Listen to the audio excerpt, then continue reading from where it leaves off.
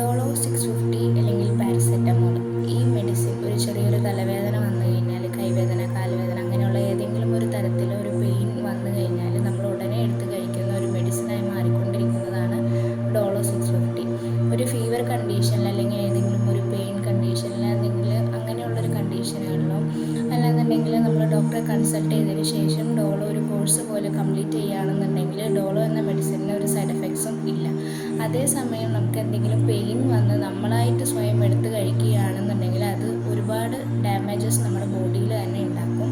അപ്പോൾ നിങ്ങൾക്ക് എന്തുകൊണ്ട് പെയിൻ വരുന്നു അല്ലെങ്കിൽ ഒരു തലവേദന ഇങ്ങനെ വേദനകൾ എന്തുകൊണ്ട് വരുന്നു എന്നുള്ളത് ഒരു ഡോക്ടറെ കൺസൾട്ട് ചെയ്തതിന് ശേഷം മാത്രം എന്തുകൊണ്ടാണ് എന്നറിഞ്ഞതിന് ശേഷം അതിനനുസരിച്ച് മെഡിസിൻ എടുക്കുക. ആ ഡോളോൻ്റെ സ്ട്രിപ്പിൽ തന്നെ എഴുതിയിട്ടുണ്ട് ഓവർഡോസ് അല്ലാന്നുണ്ടെങ്കിൽ ശരിയായ രീതിയിലല്ല ഈ മെഡിസിൻ എടുക്കുന്നത് എന്നുണ്ടെങ്കിൽ ലിവർ ഡാമേജ് വരെ ഉണ്ടാക്കാം എന്നുള്ളത് ആ മെഡിസിൻ്റെ സ്ട്രിപ്പിൽ തന്നെ എഴുതിയിട്ടുണ്ട്.